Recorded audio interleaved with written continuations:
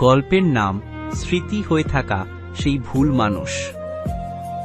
Channel Arif story হব। আসসালামু আলাইকুম বন্ধুরা, আমি আকাশ। আজ আপনাদের শোনাবো আমার নিজের জীবনের এক বাস্তব কাহিনী। জীবনের মোড় কখন কোন দিকে ঘুরে যায় তা আমরা কেউ জানি না। আমার গল্পটাও ঠিক তেমনই। পড়াশোনার শুরুটা হয়েছিল মাদ্রাসায়, কিন্তু কোনো এক কারণে পরবর্তীতে আমি স্কুলে ভর্তি হলাম। ক্লাস 5-এর সার্টিফিকেট না থাকায় আমাকে ক্লাস 6-এই ভর্তি হতে হলো। তখন আমার বয়স ছিল 14। স্কুলের নাম ছিল কিসামত উচ্চ বিদ্যালয়। শুরুতে সবকিছু একদম ঠিকঠাকই চলছিল, কিন্তু তারপরই শুরু হলো আমার জীবনের আসল নাটক। স্কুলে ভর্তি হওয়ার পর আমার একজনকে খুব পছন্দ হয়ে গেল। তার নাম ছিল আশা। মেয়েটা দেখতে যেমন সুন্দর ছিল, তার চলন বলনও ছিল মায়াবী। আমি মনে মনে তাকে খুব ভালোবেসে ফেললাম। আমার কাকা রাশেদ আমরা দুজন বন্ধুর মতো চলতাম। মনের সব কথা আমি তাকেই শেয়ার করতাম। একদিন সাহস করে কাকাকে বললাম আশার কথা। কাকা গিয়ে একদিন আশাকে আমার বিষয়ে জানালো। আশা শুনে বলল, আচ্ছা ঠিক আছে, আমি 1-2 দিন ভাবি, তারপর জানাবো। আমি অধীর আগ্রহে অপেক্ষা করতে লাগলাম, কিন্তু সেই 1-2 দিন আর শেষ হলো না। 1 মাস পার হয়ে গেল, সে আমাকে কিছুই জানালো না। আমি ভাবলাম হয়তো সে আমাকে পছন্দ করে না, কিন্তু আমি ছিলাম বোকা, তার আড়ালে থাকা অভিনয় বুঝতে পারিনি।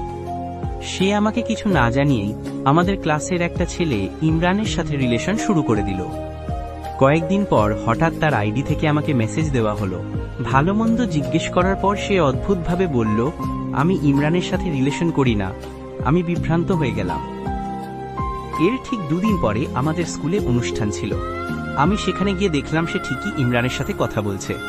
অনুষ্ঠান শেষে আশা ড্রেস চেঞ্জ করতে যখন বাসায় যাচ্ছিল, আমি তাকে জিজ্ঞেস করলাম সেদিন রাতে মেসেজে আমার সাথে কে কথা বলেছিল।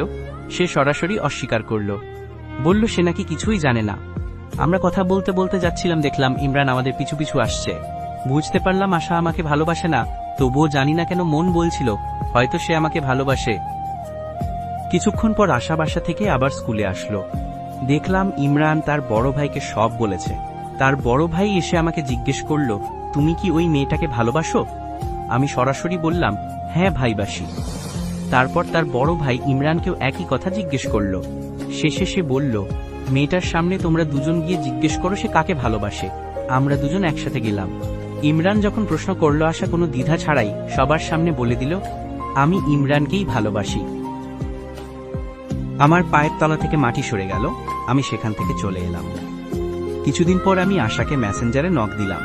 সরাসরি নয়, কেবল হালকা কথা বললাম যে সে স্কুলে যাবে কিনা।